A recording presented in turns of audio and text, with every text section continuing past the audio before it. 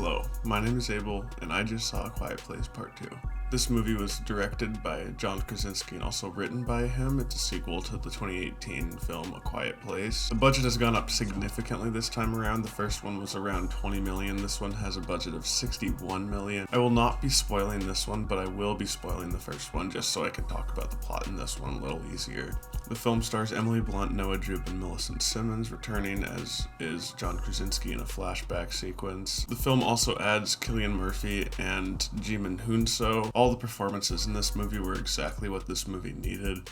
They really elevated the tension of the scenes a lot, and they brought the fear factor that a lot of other movies don't really have. I feel like John Krasinski's direction really carried this thing because the script that he wrote for this movie is not nearly as good as his direction. The camera work in this movie is really excellent. There's a lot of really long takes and moving shots that get really personal with the characters, and there's so many scenes where you see a monster in the background or can just tell that one is going to appear out of nowhere. Unfortunately, the script doesn't really stand up like the first one does. In the first movie, you had all of the family members just using sign language because the daughter is deaf, and so they all knew sign language before, and there's no real point in talking when you can communicate with just moving your hands and stuff and signing and whatnot. Then they go meet Cillian Murphy's character, who doesn't know sign language, and so they actually talk, and that kind of made me feel a little weird having them just talking.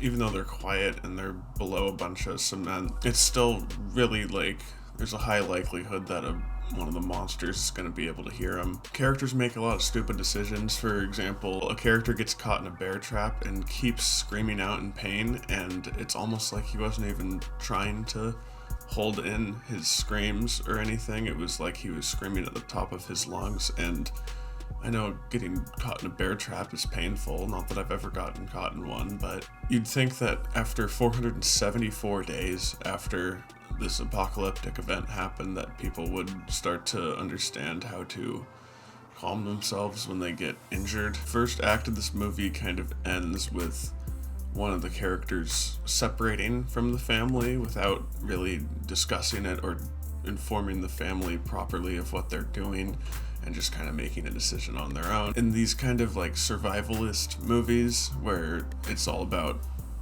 keeping everybody safe and trying to survive, you'd think it would be important to make rational decisions with a group with everyone's input, and these characters just will do things without telling anybody and not giving them the full information. That kind of writing is just plot conveniences. You'd think these characters would be smart enough to thoroughly plan out what they were going to do. That's what a lot of these kinds of movies have a lot of trouble with, is getting the plot going, because as an audience member, you sit there and you go, why didn't they just do this? You say that. I said that in my brain about 100 times watching this movie. It was really frustrating, but without it, there wouldn't be a movie, I guess. But at the same time, you could have just written a better script that actually had like character motivations that made sense. But I can look past the writing to an extent because of the really excellent direction that John Krasinski brings. The way that they show the monsters with this camera work is really excellent. He doesn't like to dwell on them, and when he does, you get a nice,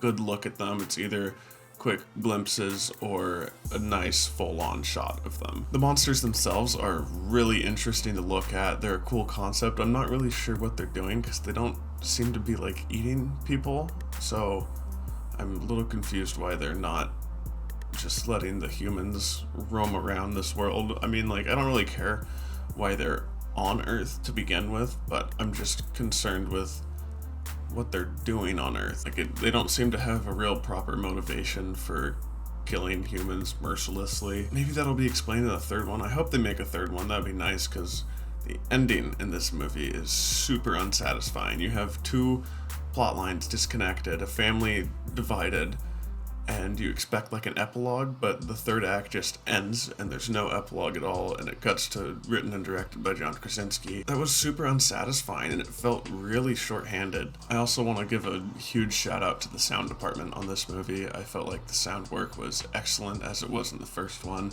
With a movie of this nature, you really can't skimp out on the sound, and the sound team definitely brought their A game. I was super disappointed with where they went with Jimin Hunso's character.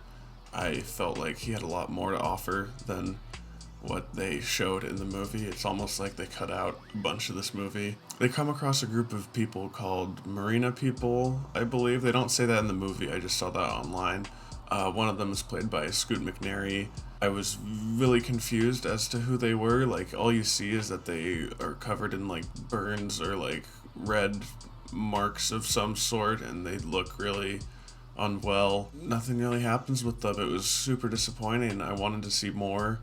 I wanted to understand what they were doing. I guess we'll find out more in the sequel. I'm not sure if we will, but yeah, this film really sequel baits, and I'm not a huge fan of that. It doesn't like sequel bait super heavy, but there's just a lot of super underdeveloped plot lines. I just wish they showed more of certain things, that's all. Overall, I think this movie has some great ideas, and the script is kind of underwhelming, but it's elevated by the great direction and solid performances. I'm going to be giving A Quiet Place 2 a 6 out of 10. If you've seen A Quiet Place Part 2, let me know what you think in the comments. Please like and subscribe if you want to see more content like this. I will be seeing a lot more movies this summer, so subscribe and stay tuned if you want to see more videos like this one. Thank you for watching, stay safe, and take care.